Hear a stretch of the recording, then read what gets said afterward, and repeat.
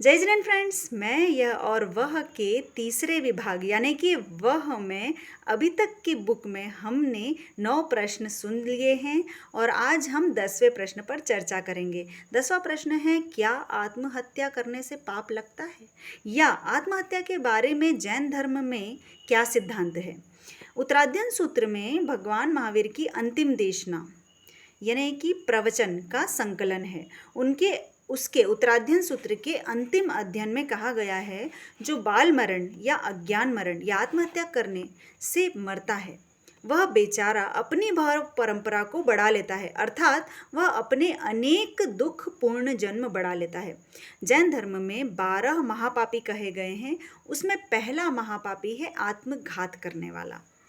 जो आत्महत्या करने की सोचता है उसे भी पापी कहा गया। यदि दुखों कष्टों से घबराकर आत्महत्या का विचार भी आ जाए तो ऐसे विचार का पश्चाताप करना चाहिए और गुरु के पास जाकर ऐसे विचार का प्रायश्चित ग्रहण करना चाहिए।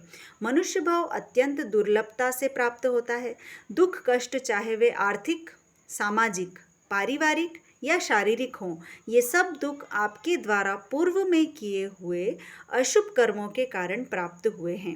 आत्महत्या करके दुर्लभ मनुष्य भव को खो देने से ये दुख समाप्त होने वाले नहीं हैं, क्योंकि दुख देने वाले तो अशुभ कर्म हैं, वे आपकी आत्मा से चिपके हुए हैं। यदि तुमने आत्मघात की तो यहाँ का दुर्लभ मनुष्य भव खोकर दुर्गति में उत्पन्न होना पड़ेगा। आत्मघात से ये कर्म नष्ट नहीं हुए, आत्मा के साथ अगले जन्म में चले गए और ये कर्म वहाँ जाकर दुख देंगे। अतः धर्म यानी अहिंसा, संयम और तप के द्वारा दुख देने वाले आत्मा में जमे हुए अपने अशुभ कर्मों को नष्ट करो, ना कि दुर्लभ मनुष्य भव को।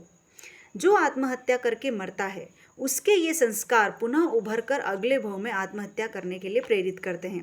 दुर्गति के दुख इस मनुष्य भव के दुखों से अति भयंकर हैं। अतः मनुष्य भव में आए दुखों के समय धैर्य साहस रखो। समय आने पर शुभ कर्मों का उदय होगा और ये दुख नष्ट हो जाएंगे।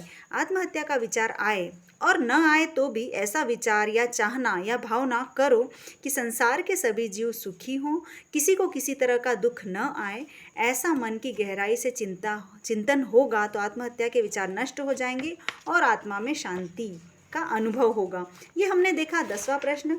अगले वीडियो के अगले प्रश्न में हम देखेंगे कि जैन धर्म के नियम इतने कठोर क्यों हैं। अगर इनके नियम थोड़े ढीले होते तो हमें क्या फ़ायदा होता। जय जिनेंद्र।